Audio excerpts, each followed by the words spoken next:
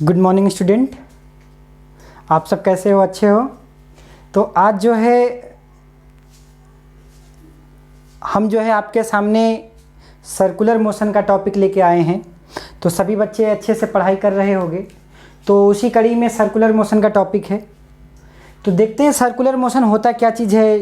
बस हमें बता दिया जाता है कि मतलब कोई बॉडी हो सर्कल में घूम रही है। एक्चुअली वो बॉडी की बात नहीं करता। अगर हम बात करते हैं सर्कुलर मोशन, बहुत सारे बच्चे मतलब डाउट में रहते हैं रोटेशनल जब पढ़ते हैं क्लास 11th में, रोटेशनल मोशन और यहाँ पे सर्कुलर मोशन, तो थोड़ा कहीं ना कहीं कन्फ्यूजन रहता है उनको। तो वो सब सारी चीज़ें यहाँ पे ओवरकम होंगी, सब चीज़ें यहाँ पे ख़त्म होंगी। बेसिकली सर्कुलर मोशन क्या होता है? When a particle moves in a plane such a way that its a distance from a fixed point remains constant। मतलब साहब अगर एक कोई पार्टिकल है, सपोज ये फिक्स पॉइंट है, इस रस्सी को यहाँ बांध दिया गया है। अब इसको अगर ऐसे ऐसे घुमाया जा रहा है और ये जो मास है, ये मास बहुत ही कम पॉइंट मास होना चाहिए। मतलब एक पार्टिकल की बात होनी चाहिए, बॉडी की बात नहीं होनी चाहिए। तो यहाँ पे जब ये ऐसे से घूमेगा तो अभी तक लीनियर वेलोसिटी पढ़ रहे थे, अब यहाँ पे लीनियर वेलोसिटी नहीं है, ये एंगुलर वेलोसिटी है। या यूँ कहें अभी तक कोई बॉडी वो सीधे जा रही थी, यहाँ से यहाँ जा रही थी, तो वो लीनियर वेलोसिटी थी। यहाँ से अगर कोई आदमी यहाँ पे खड़ा हो जाए, सपोज ये रोड है, एक आदमी यहाँ पे खड़ा हो जाए, तो इसके लिए ये जो आदमी साइकिल चला रहा है, ऐसे जा रहा है, तो स्ट्रेट लाइन मोशन होगा। लेकिन अगर ये वाला आदमी इसको देखे, ये वाला आदमी, तो इसका एंगल चेंज हो रहा है, समय के साथ एंगल चेंज हो रहा है। इसका मतलब जो थीटा अभी अगर समय θ1 पे अगर एंगल बनाए, आदमी यहाँ पहुँचा है, सपोज ये आदमी यहाँ पहुँचा है साइकिल लेके अपनी, तो इसको अभी ये θ1 दिखेगा, लेकिन अगले ही समय θ2 दिखेगा। इसका मतलब क्या है कि समय के साथ एंगल चेंज हो रहा है। अब तक समय के साथ डिस्टेंस चेंज होता था, दूरियां चेंज होती थी, लेकिन अब यहाँ पे एंगल चेंज हो रहा है। आपने फील किया होगा जब भी आप उस पर ट्रेन पे बैठते हो, तो ट्रेन की विंडो से आपको जो बहुत सारे दूर पेड़ लगे हुए होते हैं वो भागते हुए दिखते हैं कि भाग रहा है, पेड़ भाग रहा है। वो क्या है? वो एक्चुअली आप जो है पेड़ रेस्ट में है, आप मोशन में हो, पेड़ तो रेस्ट में है। तो यहाँ पे ये ट्रेन भाग रही है, इसके लिए फिक्स पॉइंट है, लेकिन इसका हर समय एंगल चेंज होता जा रहा है। तो आपको लगेगा नहीं, पेड़ गोले पीछे जो है गोला गोला घूम रहा है। ठीक, तो इसका मतलब क्या है? यहाँ पे जो इंपॉर्टेंट कॉन्सेप्ट पढ़ोगे, यहाँ पे एंगुलर डिस्प्लेसमेंट पढ़ोगे। जैसे वहाँ पे लीनियर डिस्प्लेसमेंट पढ़ते थे एक्स, यहाँ पे एक्स नहीं है बेटे, यहाँ पे थीटा पढ़ोगे। वहाँ पे लीनियर वेलोसिटी पढ़े थे वी, यहाँ पे एंगुलर वेलोसिटी ओमेगा पढ़ोगे। ठीक, अब ये ओमेगा क्या होगा सर? वहाँ पे लीनियर वेलोसिटी याद करो, v बराबर dx/dt पढ़े थे, rate of change of displacement. यहाँ पे क्या होगा? Rate of change of angular displacement, मतलब सर dθ/dt होगा। सब कुछ वही चलता है, बस यहाँ पे एंगुलर के फॉर्म में चलता है। Rate of change of angular displacement को एंगुलर वेलोसिटी बोलते हैं। वहाँ पे लीनियर एक्सेलरेशन पढ़े थे, ए पढ़े थे, वहाँ पे था dv/dt सर। यहाँ पे क्या है? एंगुलर एक्सेलरेशन, जिसको बोलते हो अल्फ़ा। क्या बोलते हो? अल्फ़ा। तो सर यहाँ पे क्या होगा? तो अल्फ़ा बराबर क्या बोलोगे? बोलो d omega divided by sir dt। अच्छा, एक चीज़ और वहाँ पे पढ़ा था कि अगर यहाँ तो d with respect to t है, अगर वहाँ पे एक चीज़ और पढ़ा था, v dv/dx पढ़ा था, v dv/dx पढ़ा था। यहाँ पे भी वैसे लिखा जा सकता है। क्या लिखा जा सकता है? बोलो। अल्फ़ा बराबर सर लिखा जा सकता है यहाँ पे v के जगह पर sir omega d omega by dx, यहाँ पे d omega by v dv/dx है ना, तो यहाँ पे क्या होगा? Omega d omega by D theta. तो यहाँ पे ये क्या है? Angular acceleration. क्या है बेटे? Angular acceleration. तो इस तरीके से सारे कॉन्सेप्ट एक एक करके हम सर्कुलर मोशन का सारा एक समरी जो है आपके सामने लेके आए हैं। उसको अच्छे तरीके से एकदम एनर्जी के साथ सारी चीज़ें रिवाइज करेंगे, सारे कॉन्सेप्ट रिवाइज करेंगे। ऑलराइट, तो हाँ बच्चों, यहाँ पे देखते हैं कि relation between angular velocity and linear velocity, कि साहब एंगुलर वेलोसिटी जो ओमेगा है और जो लीनियर वेलोसिटी v है उसमें क्या रिलेशन है। तो बच्चे याद रखेंगे कि जो एंगुलर वेलोसिटी है, component of velocity perpendicular to R, क्या लिखना याद करना है कि साहब अगर एक सर्कुलर मोशन हो रहा है तो क्या है, component of velocity perpendicular to R. मतलब सर अगर ये सर्कुलर मोशन हो रहा है तो इस रेडियस के परपेंडिकुलर वेलोसिटी जो भी होगी उसी का कंसीडरेशन करेंगे, divided by distance between particle and point of observation. अब अगर यहाँ पे खड़े होकर देखोगे पार्टिकल है तो इनके बीच की दूरी क्या है, पॉइंट ऑफ ऑब्जर्वेशन कितना है, रेडियस के बराबर है सर। तो यहाँ पे एक छोटे से एग्जाम्पल से बात करते हैं कि मान लो कि ये एक ऑब्जेक्ट है, ए ऑब्जेक्ट है बेटे, ठीक। अब यहाँ पे क्या है, एक ऑब्जेक्ट ए है, दूसरा ऑब्जेक्ट यहाँ पे बी है। ये वेलोसिटी दिया है 37 डिग्री पे 10 मीटर पर सेकेंड है, यहाँ पे 20 मीटर पर सेकेंड पे एक वेलोसिटी ये है। तो इनके क्या पूछा कि ओमेगा बताओ, velocity of angular velocity of omega या angular velocity of B with respect to A. तो ओमेगा बी ए भी बोलते हैं जिसको, मतलब omega V B minus V A divided by R. लेकिन जो वी बी लिख रहे हो it should be perpendicular to radius vector. Radius vector मतलब line joining between point of observer and particle. तो सर यहाँ पे अगर हम खड़े होकर देखें तो इनके और इनके बीच की जो दूरी होगी वो तो रेडियस वेक्टर है, लेकिन इसके परपेंडिकुलर हमें वेलोसिटी से मतलब है। तो अगर ये सर 37 है तो ये वाला cos 37, इधर वाला sin 37। तो सर ये वैल्यू sin 37 अगर याद करो, sin 37 ये आपको याद है 3 होता है, ये 4 होता है, ये 5 होता है सर। तो sin 37 3/5, 3/5, तो ये वैल्यू कितना आ गई सर, 30 मीटर पर सेकंड सर आ गई, ठीक। यहाँ पे भी इसका परपेंडिकुलर कंपोनेंट वेलोसिटी का, तो सर इसके भी दो कंपोनेंट होंगे, एक नीचे और एक ऊपर। तो यहाँ पे क्या क्या होगा, तो ये सर 2053 है, तो 20 cos ऑफ 53, ठीक है बेटे। तो 20 cos ऑफ 53, तो 20 cos 53 कितना है, cos 53 अगर यहाँ पे देखो तो ये वैल्यू क्या है, बेस मतलब 3/5, 3/5। तो वैल्यू कितनी हो गई, 5 चौक 20, 4 तिहाई 12, 12 मीटर पर सेकेंड। अब हमें इससे मतलब नहीं है, हमें सिर्फ इससे मतलब है 20 साइन ऑफ 53, रेडियस के परपेंडिकुलर कंपोनेंट से मतलब है, हमें इससे मतलब है, हमें सिर्फ इससे मतलब है, हमें इसके हॉरिजॉन्टल कंपोनेंट से मतलब नहीं है। तो सर 20 साइन 53 मतलब सर 4/5, तो वैल्यू कितना, 16 मीटर पर सेकेंड। अब ये दोनों अपोजिट डायरेक्शन में जा रहे हैं। आपको पता होगा कि अगर मैं इसको पॉजिटिव मानता हूँ तो इसको क्या मानना पड़ेगा, नेगेटिव मानना पड़ेगा। तो हमारे पास जो इक्वेशन आएगी उस इक्वेशन को कैसे लिखोगे बेटे, तो वी बी पॉइंट का परपेंडिकुलर, रेडियस के परपेंडिकुलर कंपोनेंट कितना है सर, 16 है, माइनस ऑफ, अब अगर ये पॉजिटिव मान तो इसको नेगेटिव, तो माइनस ऑफ ए की वैल्यू कितना आई है sir 30 metre, divided by radius कितना है सर 2 मीटर, तो वैल्यू कितना आ गई 46, कितना 30 और 16, 46/2, तो वैल्यू कितना आ गई 23 रेडियन पर सेकेंड, 23 रेडियन पर सेकेंड। तो इस तरीके से आपका जो ओमेगा और वेलोसिटी का कॉन्सेप्ट है हमेशा याद रखें, v बराबर आर ओमेगा। जैसे बच्चे याद कर लेते हैं कि ओमेगा बराबर v/r, v/r नहीं होता, v perpendicular divided by R होता है। इस चीज़ को हमेशा अपने दिमाग में याद रखेंगे ताकि आपको गलती ना हो। चूँकि हम मानते हैं, बच्चों को लगता है जो सर्कुलर मोशन है वो हमेशा मतलब पॉइंट ऑफ ऑब्जर्वेशन और पार्टिकल का हमेशा परपेंडिकुलर कंपोनेंट होता है, मतलब सिर्फ एक ही वेलोसिटी होती है, जबकि ऐसा नहीं हो सकता है। वेलोसिटी के दो कंपोनेंट, देखो अगर एंगल पे जा रहा है तो सर ये भी कंपोनेंट होगा, एक ये भी कंपोनेंट होगा। हमें सिर्फ और सिर्फ रेडियस के परपेंडिकुलर वाले से मतलब होता है, तो बस इस चीज़ को याद रखिएगा, ठीक है। ऑलराइट, तो बच्चों देखते हैं concept of acceleration in uniform circular motion, ठीक।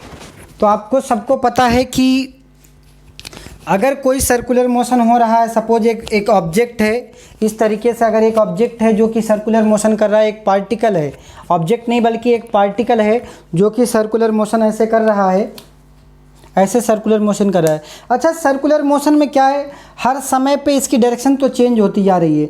अभी यहाँ पे आ जाओ तो वेलोसिटी इधर है, यहाँ पे अगर पार्टिकल आ गया, सपोज यहाँ पे पार्टिकल आ गया तो वेलोसिटी इधर हो गई, सर यहाँ पे आ गया तो ये पार्टिकल है तो सर वेलोसिटी इधर आ गई। मतलब हर एक टाइम इंटरवल पे या हर एक समय पे, किसी भी समय पे एक पर्टिकुलर समय के बाद इसका एंगल सर चेंज हो रहा है। इसका मतलब इसका जो है सर दो कंपोनेंट होगा, एक तो रेडियल कंपोनेंट जो कि रेडियस के लॉन्ग होगा, दूसरा टेंजेंशियल कंपोनेंट।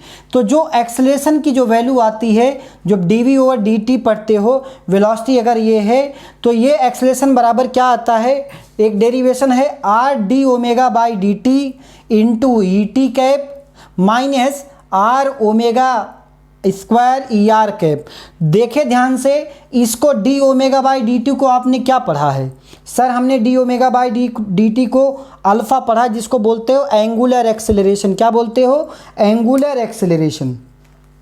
इसको बोलते हो एंगुलर एक्सेलरेशन सर, जिसको बोलते हो एंगुलर एक्सेलरेशन, या इसकी यूनिट क्या होगी बेटे? रेडियन पर सेकेंड स्क्वायर। रेडियन पर सेकेंड ये इसका है, रेडियन पर सेकेंड स्क्वायर ये हो गया। तो सर ये तो अल्फ़ा है, तो a बराबर a की वैल्यू क्या आ गई? r into alpha. ध्यान समझना, r इंटू अल्फ़ा इंटू ई कैप, ठीक, माइनस r⍵², जिसको बोलते हैं रेडियल कंपोनेंट। क्या बोलते हैं? एक्सेलरेशन का रेडियल कंपोनेंट, या इसको सेंट्रीपिटल एक्सेलरेशन भी बोलते हैं। क्या बोलते हैं? Centripetal acceleration. सर यह सेंट्रीपिटल एक्सेलरेशन करता क्या चीज़ है? तो टूवर्ड्स सेंटर लगता है बेटे। क्या लगता है? टूवर्ड्स सेंटर, AR, और यही रिस्पॉन्सिबल होता है to change the direction of circular motion. तो इसका मतलब sir AR into ER cap. अब जो आपके पास इक्वेशन ये बनी एक्सेलरेशन की, ये इसमें कई क्वेश्चंस आते हैं, कई वैरायटीज़ आते हैं। जैसे पूछा जाता है कि साहब अगर ओमेगा की वैल्यू, अगर ध्यान समझना कि सर ओमेगा बराबर अगर कांस्टेंट हो जाए, sir omega equal to constant, अगर ओमेगा कांस्टेंट हो गया तो क्या अल्फ़ा जीरो हो गया? क्या अल्फ़ा जीरो हो गया? क्योंकि आपने पढ़ा है d⍵/dt सर। तो अगर ये कांस्टेंट का डिफ्रेंसिएशन क्या हो गया सर? तो कांस्टेंट डिफ्रेंसिएशन जीरो हो गया, मतलब सर अल्फ़ा की वैल्यू तुरंत जीरो हो जाएगी, मतलब सर एंगुलर एक्सेलरेशन जीरो हो जाएगा। लेकिन क्या आपने कभी विचार किया क्या रेडियल एक्सेलरेशन जीरो होगा? भाई सर्कुलर मोशन हो रहा है, ये अपना इसी की वजह से तो डायरेक्शन चेंज कर रहा है। This is responsible for changing direction. इसका मतलब सर AR की कभी वैल्यू जीरो नहीं हो सकती। जो AR होगा, जिसको आप क्या बोलते हो? सेंट्रीपिटल एक्सेलरेशन भी बोलते हो, या रेडियल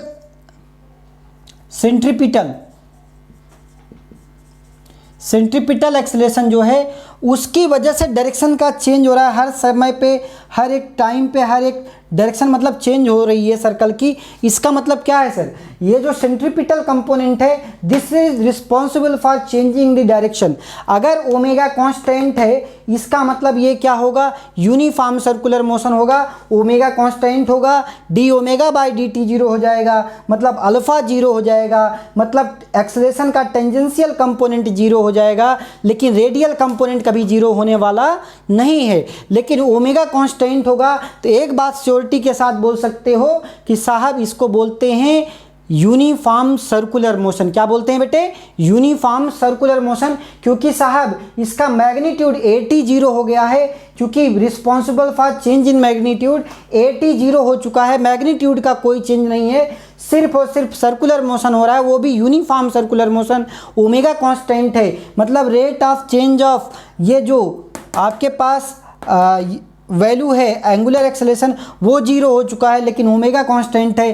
तो इस टाइप की कंडीशन को बोलते हैं यूनिफॉर्म सर्कुलर मोशन। क्या बोलते हैं बेटे? Uniform circular motion. Hope you all understand? Yes. अब इसी में बहुत सारे कॉन्सेप्ट आते हैं कि sir non uniform circular motion क्या होता है। मान लो कि एक एग्जांपल के फॉर्म में बताएं, मान लो कि मेरा जो ये हैंड है वो ये देखो न बढ़ रहा है न घट रहा है, आराम से चल रहा है, मतलब इसका जो रेट है सर ओमेगा कांस्टेंट है, मतलब सर d⍵/dt जीरो हो गया, मतलब सर 80 जीरो हो गया, टेंजेंशियल कंपोनेंट जीरो हो गया, लेकिन रेडियल कंपोनेंट ये डायरेक्शंस को चेंज कर रहा है हर समय पे, तो इसको बोलते हैं यूनिफॉर्म सर्कुलर मोशन। और नॉन नॉन यूनिफॉर्म क्या है भाई? आपके पास आप क्या करो, पहले धीरे धीरे चल रहा था, बढ़ाते चले गए, इसका मतलब सर ये वेरी हो रहा है, यहाँ पे ये वेरिएशन है, ओमेगा का वेरिएशन हो सकता है, ये धीरे से तेज हो रहा हो या तेजी से धीरे भी हो सकता है। मान लो खूब तेजी से चल रहा था, धीरे हो गया, तो इसका मतलब क्या है? तो ये क्या है? वेरिएशन ऑफ ओमेगा है, ओमेगा का चेंज है, तो इसको बोलते हैं नॉन यूनिफॉर्म सर्कुलर मोशन। क्या बोलते हैं बच्चों? Non uniform circular motion. Hope you all understand well. तो इसको बोलते हैं नॉन यूनिफॉर्म सर्कुलर मोशन। और जो आराम से चले धीरे धीरे कांस्टेंट ओमेगा से, उसको क्या बोलते हैं? Uniform circular motion. और बच्चों अभी देखते हैं uniform non uniform circular motion. तो उसका एक रियल एग्जाम्पल दिखाया मैंने। तो अभी इसका क्या है कि अगर एक कोई ऑब्जेक्ट है, सपोज एक ऑब्जेक्ट है, एक पार्टिकल है, बहुत स्मॉल पार्टिकल, वो यहाँ थ्रेड से बंधा हुआ है और ये सर्कुलर मोशन कर रहा है। ठीक है साहब। तो सर आपने बताया रेडियल एक्सेलेरेशन टुवर्ड सेंटर होगा, ये सर 80 होगा। अच्छा, दोनों के बीच का एंगल कितना भाई? 90 डिग्री। और सर दोनों वेक्टर क्वांटिटी हैं, दोनों क्या हैं? Vector quantity. तो दोनों का रिजल्टेंट क्या हो जाएगा? अगर हम ए नेट की बात पढ़ें तो आपने पढ़ा है कि दो वेक्टर क्वांटिटी का जो समेशन होता है, अगर उसके बीच का एंगल 90 डिग्री होता है सर, तो वैल्यू क्या होता है? √p² + q²। यही पढ़ा है। तो यहाँ पे p और q वहाँ पे फोर्सेस थे या कोई भी दो वेक्टर होते हैं, यहाँ क्या होगा सर? AR² + AT²। तो सर AR तो टुवर्ड सेंटर लग रहा है, AT क्या है? Perpendicular to the centre, sorry perpendicular to the radius. अब यहाँ पे रेडियस जो AR की वैल्यू होता है वो क्या होता है? R⍵², जैसा कि हमने डेरिवेशन में प्रूफ किया था। अब V बराबर ओमेगा बराबर V परपेंडिकुलर अपॉन R याद रखिएगा, तो वो चीज़ याद रखेंगे तो V² परपेंडिकुलर के स्क्वायर डिवाइडेड बाई R हो जाएगा। ये क्या हो जाएगा? AR हो जाएगा बेटे। क्या हो जाएगा? AR। अब यहाँ पे समझते हैं यूनिफॉर्म सर्कुलर मोशन, जिसको UCM बोलते हो। क्या बोलते हो? UCM। तो UCM क्या है? ओमेगा सर कांस्टेंट होता है। तो अगर ओमेगा कांस्टेंट हो गया तो आपने क्या पढ़ा सर? जैसे ही ओमेगा कांस्टेंट हो गया, dω/dt क्या हो गया बच्चों? 0 हो गया। तो जो ए की जो वैल्यू आई थी, क्या आई थी? R × alpha × ET cap minus R⍵² × ER cap. तो अल्फ़ा जैसे 0 हो गया तो सिर्फ और सिर्फ कौन सा कंपोनेंट बचा? रेडियल कंपोनेंट बचा। क्या बचा बेटे? Radial component. तो सर ये आपके पास सिर्फ और सिर्फ रेडियल कंपोनेंट, और रेडियल कंपोनेंट कभी 0 नहीं हो सकता किसी भी हालत में। रेडियल मतलब AR की value never will be 0। AR जो है, AR या रेडियल कंपोनेंट कभी 0 नहीं हो सकता, नॉट इक्वल टू 0। क्या A नेट 0 होगा? कभी नहीं होगा। क्या AT 0 होगा? हाँ सर AT 0 हो सकता है। कब हो सकता है? जब ओमेगा कांस्टेंट है साहब, तो अल्फ़ा की वैल्यू 0, तो अल्फ़ा 0 सर, तो जो आपके पास ये एक्सेशन का टेंजेंशियल कंपोनेंट है ये सर 0 हो जाएगा। R × अल्फ़ा ये सर 0 हो जाएगा। तो इसके जगह पे ये वैल्यू क्या हो गई? अच्छा एक चीज़ और, अल्फ़ा बराबर AT/R होता है। जब मैक्सिमम बच्चे याद कर लेते हैं A बराबर R अल्फ़ा, A बराबर R अल्फ़ा। अरे भाई A बराबर R अल्फ़ा नहीं होता, ये जो AT बराबर R × अल्फ़ा होता है, AT बराबर R × अल्फ़ा बोल सकते हैं, A बराबर R अल्फ़ा का ही नहीं होता। ठीक, तो इसका मतलब क्या हुआ सर कि आपके पास ये जो टेंजेंशियल कंपोनेंट है ये 0 होगा। कब होगा? जब ओमेगा कांस्टेंट होगा। जब क्या कांस्टेंट होगा? ओमेगा कांस्टेंट होगा। बाकी सारे कॉन्सेप्ट ऐसे ही चलते हैं। ऑलराइट, सबको समझ में आ गया? Uniform non uniform. यूनिफॉर्म का मतलब सर ओमेगा कांस्टेंट होगा, मतलब सर AT 0 हो जाएगा, सिर्फ AR बचेगा। नॉन यूनिफॉर्म का मतलब, नॉन यूनिफॉर्म सर ओमेगा बढ़ भी सकता है। अगर ओमेगा बढ़ेगा तो इसका मतलब सर dω/dt बढ़ेगा। इसका मतलब सर अल्फ़ा की वैल्यू क्या होगी? एक्सेलरेट करेगा। ये क्या हो रहा है? एक्सेलरेट हो रहा है ना भाई, ऐसे ऐसे खूब तेज चलने चालू हो गया। इसका मतलब क्या हुआ? ये सर एक्सेलरेट हो रहा है।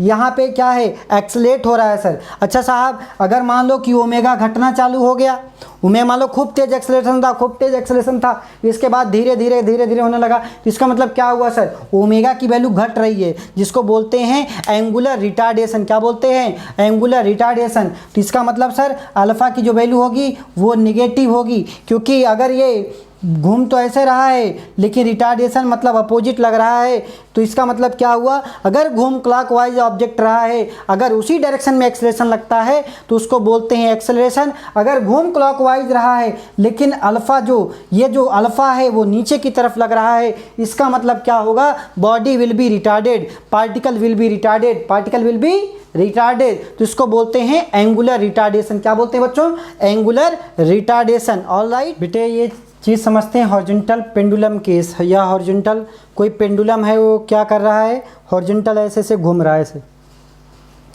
और ओमेगा कांस्टेंट है, ओमेगा बढ़ नहीं रहा है, तो सर ये एक सर्कुलर मोशन करेगा हॉरिजॉन्टल प्लेन में।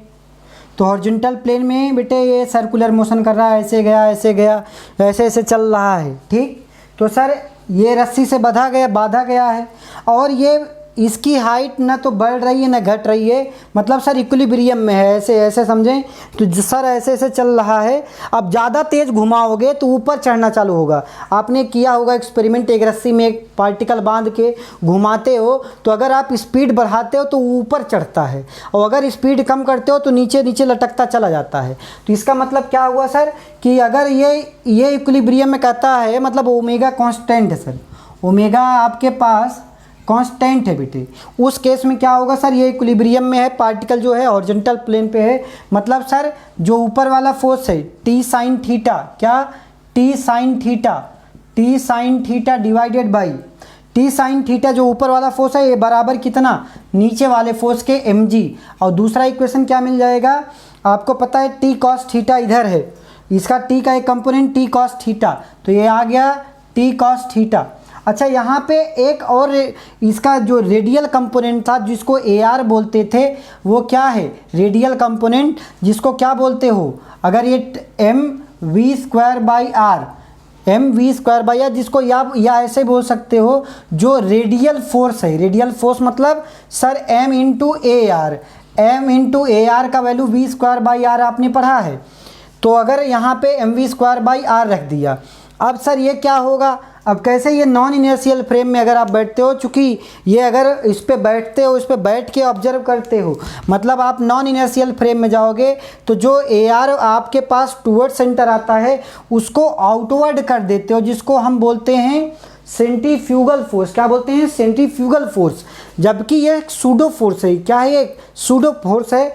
हम अपनी एनालिसिस के लिए जब किसी नॉन इनर्शियल फ्रेम में बैठ कर के उसका ऑब्जर्वेशन करते हैं, आपके लेवल पे मतलब आप AR से सारे क्वेश्चन कर सकते हो, लेकिन जब किसी पार्टिकल, मान लो कि अगर ऐसे पेंडुलम हॉरिजॉन्टल रोटेशन कर रहा है हॉरिजॉन्टल प्लेन पे, तो आप इस पे बैठ के एनालिसिस करते हो, तो आप पे नेट फोर्स क्या होना चाहिए, 0 होना चाहिए, क्योंकि ये सर इक्विलिब्रियम में है। तो इस जो AR टूवर्ड सेंटर था, इसी को आपने, जिधर ये फोर्स था उसके अपोजिट आपने एक फोर्स लगा दिया। AR तो ये भी है, मैग्नीट्यूड mv²/r ही है, मैग्नीट्यूड क्या है, mv²/r है, लेकिन अंतर क्या है, ये टूवर्ड सेंटर था, ये अवे फ्रॉम सेंटर है। तो सेंट्रीफ्यूगल फोर्स क्या है सर, एक सूडो फोर्स है, एक नॉन रियलिस्टिक फोर्स है, या यूँ कहें एक नॉन इनर्शियल फ्रेम में जब किसी भी ऑब्जेक्ट की स्टडी करते हो, तो आप उसको बेटर अंडरस्टैंडिंग के लिए, बेटर विजुअलाइजेशन के लिए, चूँकि आप इनर्शियल फ्रेम में करोगे यहाँ से बैठ करके, तो आपको उतनी क्लियरिटी नहीं होती, लेकिन जब आप उस पर बैठ जाते हो, सिस्टम पे बैठ के एनालिसिस करते हो, तो जो AR इधर लग रहा था टूवर्ड सेंटर, आपने उसको अवे फ्रॉम सेंटर कर दिया, मैग्नीट्यूड सेम है बेटे। तो सर mv²/r, तो आपके पास क्या वैल्यू आ गई, टी कॉस थीटा बराबर mv²/r, ये इक्वेशन नंबर 1, ये इक्वेशन नंबर 2। अब दोनों को क्या करो, डिवाइड कर लो, तो टी सर कैंसिल हो गया, तो टेन थीटा बराबर सर कैंसिल हो जाएगा, तो यहाँ पे r × टेन थीटा बराबर यस mv²/r, ये थीटा, तो ये यस mv²/r साइन थीटा, तो यहाँ क्या हो गया, m × g divided by v²। Theta कहाँ से लिए हैं, यहाँ से लिए हैं, थीटा कहाँ से लिए हैं, यहाँ से, और अगर यहाँ से अगर ये थीटा है तो ये क्या होगा, 90 माइनस थीटा होगा। तो यहाँ पे अगर यहाँ से थीटा दिया हो तो याद रखेंगे, वैसे मैक्सिमम केसेज में यहाँ से थीटा दिया जाता है, तो ये सही है। लेकिन अगर थीटा यहाँ से है, अगर थीटा यहाँ से आपको दिया जाएगा तो ये वैल्यू क्या हो जाएगी, टेन थीटा, आप फिर लिखोगे यहाँ पे r × g है, तो v²/rg हो जाएगा। लेकिन सेम केस में अभी थीटा यहाँ से लिए हैं, तब ये है R G divided by V square. अगर थीटा की वैल्यू यहाँ पे अगर आप ऐसे समझें कि सर ये तो टेन थीटा बराबर R into G by V square हो गया। अब टेन ऑफ अगर यहाँ से थीटा आपको दे, ये क्या हो जाएगा 90 माइनस थीटा हो जाएगा सर फिर तो ये वाला। तो सर यहाँ पे आप लिख सकते हो थीटा की जगह पे 90 माइनस थीटा बराबर R into G divided by V square. 10 90 minus theta sir cot of theta बराबर R into G divided by V square, या सर टेन थीटा बराबर आपके पास क्या हो जाएगा V square by R G. तो कहने का मतलब क्या है, यहाँ से 90 माइनस थीटा है तो आप ये 90 माइनस थीटा है तो cot of R G upon V square लिख सकते हो।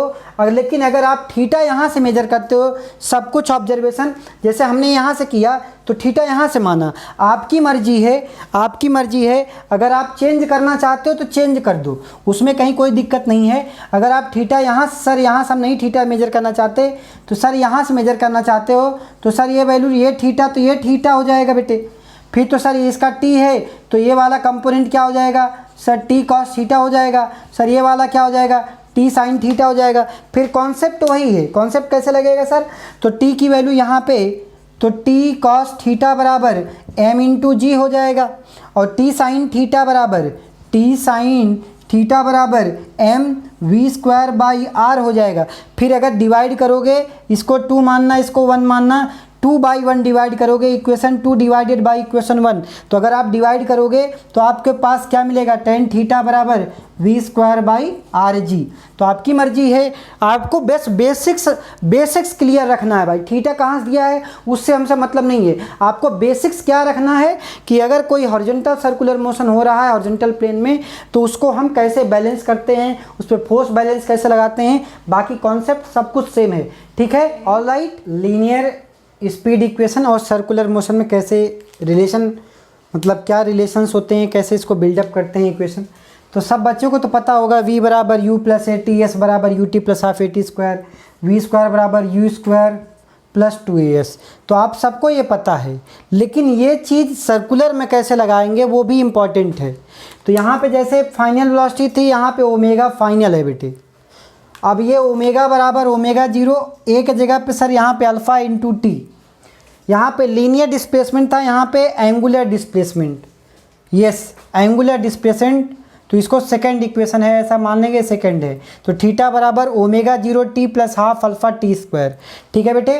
थर्ड इक्वेशन वी स्क्वायर बराबर, तो यहाँ पे ओमेगा स्क्वायर, यहाँ इनिशियल वेलोसिटी, यहाँ एंगुलर इनिशियल वेलोसिटी, फिर वहाँ पे 2 इंटू यहाँ पे अल्फ़ा 2 अल्फ़ा, यहाँ पे लीनियर डिस्प्लेसमेंट सर, यहाँ पे एंगुलर डिस्प्लेसमेंट, बाकी सारा कॉन्सेप्ट वही चलता है। तो ये तब अप्लाई होता है, ये दोनों इक्वेशन तब अप्लाई होते हैं जब यहाँ पे लीनियर एक्सेलरेशन, कौन सा लीनियर एक्सेलरेशन कांस्टेंट होता है बेटे। अगर वेरिएबल एक्सेलरेशन है तो ये इक्वेशन वैलिड नहीं होता। ऐसे यहाँ पे क्या होगा सर जब अल्फ़ा की वैल्यू कांस्टेंट होगा, एंगुलर एक्सेलरेशन सर अल्फ़ा की वैल्यू अगर कांस्टेंट होता है तो ये तीनों इक्वेशन वैलिड हैं। अगर अल्फ़ा की वैल्यू, अगर अल्फ़ा सर वेरिएबल है, क्या है अल्फ़ा सर वेरिएबल है, तो ये तीनों इक्वेशन नहीं लगेंगी।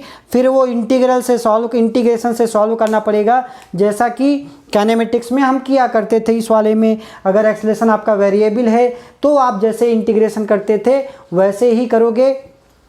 बाकी सेम कॉन्सेप्ट लीनियर का और इसका सर्कुलर का दोनों लगभग सेम चलते हैं, कॉन्सेप्ट शुड बी सेम। ठीक, और भी देखते हैं बेटे कॉन्सेप्ट्स। तो बच्चों एक कॉन्सेप्ट है circular motion of a block inside the vertical drum. मान लो एक वर्टिकल ड्रम है बेटे, ठीक सर, वर्टिकल ड्रम है, उसको घुमाया जा रहा है ऐसे, मान लो इसको घुमाया जा रहा है ऐसे। तो एक ब्लॉक है सर जो कि यहाँ पे रुका हुआ है, जब अगर जैसे स्पीड कम कर दो तो गिर जाएगा, लेकिन आप उसको इतना घुमा रहे हो कि वो एकदम, अगर ओमेगा यहाँ पे कांस्टेंट हो गया सर मान लो पर्टिकुलर ओमेगा पे ये वैल्यू कांस्टेंट हो गई, घूम रहा है सर मस्त तरीके से, ना ऊपर चढ़ रहा है ना नीचे। अगर आपने तेज़ स्पीड कर दिया तो ये ऊपर चढ़ना चालू कर देगा। तो इसका मतलब सर क्या, मतलब स्टेडी रहेगा, ऊपर नहीं चढ़ेगा, स्टेडी रहेगा। कटोरा होता गोला कटोरा होता तो ऊपर चढ़ता। तो सर आपने ये घुमाना चालू किया है, इसका मतलब सर ये इक्विलिब्रियम में है। ये क्वेश्चन का डिमांड है कि सर ये इक्विलिब्रियम में टिका हुआ है, तो इक्विलिब्रियम में टिका हुआ तो इसी पे बैठ के एनालिसिस कर लो भाई। इस पे बैठ के एनालिसिस कर लो। इसका मतलब सर ऊपर वाला फोर्स बराबर नीचे वाला फोर्स, ऊपर वाला फोर्स ज़्यादा होगा, जब ये नीचे गिरना चाहेगा तो फ्रिक्शन ही इसको सपोर्ट करेगा, फ्रिक्शन रोक के कहेगा भाई तू मत जा कहीं। तो इसका मतलब क्या है, जो भी फ्रिक्शन फोर्स होगा उसकी वैल्यू क्या होनी चाहिए, mg से ज़्यादा होनी चाहिए, बराबर होनी चाहिए। तो यहाँ पे mu into N greater than mg। अब सर n क्या है, यहाँ पे नॉर्मल रिएक्शन की वजह से मतलब AR की वजह से तो सर्कुलर मोशन हो रहा है, क्योंकि यहाँ पे सेंट्रीपिटल फोर्स ही सर्कुलर मोशन करा रहा है, डायरेक्शन चेंज हो रहा है, झमाझम झमाझम झमाझम। इसका मतलब क्या हुआ सर, ये AR को जब इस पर बैठे हो तो इसको पलट करके सेंट्रीफ्यूगल फोर्स mv²/r दे दो या mr ओमेगा स्क्वायर दे दो, आपके ऊपर है। ओमेगा के फॉर्म में दिया है या v के फॉर्म में दिया है, अगर ओमेगा के फॉर्म में दिया होगा m आर ओमेगा स्क्वायर लिख दो, एम आर ओमेगा स्क्वायर लिख दो या mv²/r। तो सेंट्रीफ्यूगल फोर्स तो सर ये हो गया नॉन इनर्शियल फ्रेम में। तो सर एक बात बताओ कि n की वैल्यू तो पता है, म्यू इंटू एन, एन के जगह पे आप लिख सकते हो mv²/r greater than equal to m into G. तो यहाँ से m ने m को मार दिया, तो यहाँ से v की वैल्यू बेटे बता सकते हो कि वेलोसिटी कितनी होगी, क्या होगी आपके पास न्यू की वैल्यू, न्यू मतलब कोएफिशिएंट ऑफ फ्रिक्शन बता सकते हो कि कितना चाहिए, मिनिमम कोएफिशिएंट ऑफ फ्रिक्शन अगर पूछ लिया जाए तो सर g इंटू आर या r into G divided by v²। तो सर ये कोएफिशिएंट ऑफ फ्रिक्शन कितना चाहिए वो सारी चीज़ें निकाल लो। अगर सर कोएफिशिएंट ऑफ फ्रिक्शन नहीं पूछा, कुछ और पूछ लिया, मान लो कि यहाँ पे ओमेगा कह रहा है कितना मिनिमम ओमेगा कितना दें कि ये रुका रहेगा, तो वो भी कॉन्सेप्ट वही सेम चीज़। तो आप सर क्या करोगे, तो सर क्या करेंगे, यहाँ पे ध्यान से देखें, म्यू इंटू एन के जगह पे n बराबर एम आर ओमेगा स्क्वायर बेटे, this is greater than equal to कितना m into G, same concept, m ने m को मार दिया। अब ओमेगा की वैल्यू सर क्या होगी, ओमेगा स्क्वायर की जो वैल्यू होनी चाहिए that is greater than equal to कितना value g divided by mu into R. तो इतना मिनिमम ओमेगा होना ही चाहिए। अगर इससे ओमेगा कम किए तो आप खसक के चली जाएगी नीचे खटाक से। तो इसका मतलब क्या है, the minimum omega should be required is equal to √g by mu into R. तो इतना मिनिमम चाहिए ही चाहिए, तब ये मतलब टिका रहेगा यहाँ पे। अदरवाइज अच्छा क्या मास पे डिपेंड कर रहा है, क्या ओमेगा मास पे डिपेंड कर रहा है, नहीं। यहाँ पे radius of rotation mu G तो कांस्टेंट है, मतलब सिर्फ दो बातों पे डिपेंड कर रहा है, कौन कौन सा सर, म्यू इंटू आर पे डिपेंड कर रहा है, मास पे डिपेंड तो कर ही नहीं रहा है। तो ठीक है, तो मास पे डिपेंड नहीं कर रहा है तो रेडियस ऑफ रोटेशन पे डिपेंड कर रहा है भाई। ठीक, अगर रेडियस ऑफ रोटेशन कम होगी तो वैल्यू ओमेगा ज़्यादा चाहिए, रेडियस ऑफ रोटेशन कम होगी तो ओमेगा ज़्यादा चाहिए। और अगर बहुत बड़ा सिलेंडर है, आप थोड़ा सा रोटेट करोगे तो रेडियस ऑफ रोटेशन क्या है, कम होगी, तो ओमेगा ज़्यादा चाहिए आपको, तो ज़्यादा तेज़ घुमाना पड़ेगा।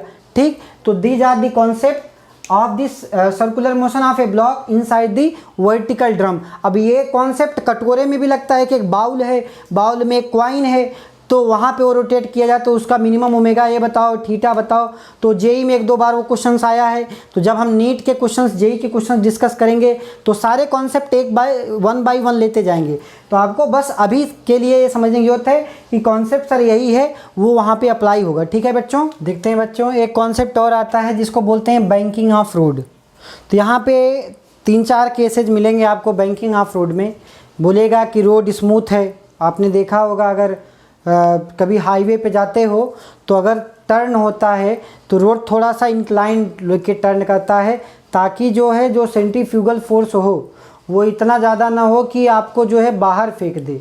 ठीक, तो इस पे कंडीशंस हैं। पहली कंडीशन पे चर्चा करते हैं कि सब अगर म्यू की वैल्यू 0 है, एकदम परफेक्टली स्मूथ सरफेस है, तो अगर सर्कुलर मोशन कोई कार सर यहाँ से चलना चालू हो रही है तो यहाँ पे अगर परफेक्टली स्मूथ रोड है, क्या है बेटे, परफेक्टली स्मूथ, अगर म्यू बराबर सर 0 है, सर रोड इसी पे चल रही है, कार चल रही है मस्त तरीके से, डना ऐसे चल रही है बेटे, कार ऐसे जा रही है, जिसका रेडियस ऑफ कर्वेचर क्या है, आर है। तो अगर म्यू बराबर 0 है तो वी की मैक्सिमम वेलोसिटी कितनी वेलोसिटी से जा सकते हैं। तो आपके क्या पास क्या हो गया, R into G, sir mu बराबर 0 रख दो तो R into G tan theta, sir mu बराबर जीरो पे ये वैल्यू पूरी जीरो हो गई, मतलब सर वी स्क्वायर बराबर आर जी टेन थीटा। या आपसे कई बात पूछ सकता है कि कितना एंगल बैंकिंग ऑफ रोड कितना होगा, मतलब थीटा हॉरिजॉन्टल से कितना एंगल बनाएगा। तो टेन थीटा बराबर क्या मिल सकते हो, V square by R G. तो थीटा बराबर क्या हो जाएगा बेटे, tan inverse of V square divided by R into G. तो आप यहाँ पे बैंकिंग ऑफ रोड बता सकते हो, ठीक है।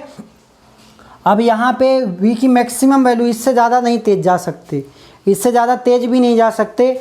अब यहाँ पे कितना मिनिमम, भाई मिनिमम तो कुछ भी साथ जा सकते हो, आराम से जाओ मस्त तरीके से। लेकिन हाँ, अगर फ्रिक्शन हो, फ्रिक्शन अगर सर इसी केस में फ्रिक्शन प्रेजेंट होता है, इसको बोलते हैं मास्टर फार्मूला। क्या बोलते हैं, मास्टर फार्मूला। तो आप इसमें सारी चीज़ें म्यू बराबर जीरो पर रख करके एक कंडीशन निकाल दिया। अगर मान लो कि म्यू की वैल्यू अगर जीरो नहीं होती, कुछ होती, तो हम ये वैल्यू रखते कि वी मैक्सिमम कितना हो सकता है सर। तो अगर mu not equal to sir zero है, mu not equal to zero है, तो वी की मैक्सिमम वैल्यू क्या हो सकती है, tan theta angle of banking सब दिया रहेगा आपको। आर क्या है, radius of curvature of road, जितने से ये रेडियस ऑफ कर्वेचर जो है वो रोड का है, तो कितना रेडियस आप घुमाओ कितना है। तो यहाँ पे वही सेम चीज़ R into G mu plus tan theta divided by one minus mu tan theta, उससे आप क्या निकाल दोगे, v की मैक्सिमम वैल्यू क्या हो सकती है, मतलब वेलोसिटी की लिमिट क्या हो सकती है। जब भी आप रोड पे हाईवे पे चलते हो तो आपको लिखा हुआ दिखता है कि मतलब don't cross the limit of 60 kilometre पर आवर्स। तो उस तरीके से कि हिंदी में लिखा होता है आगे जो है घुमाव है कृपया धीरे चलें।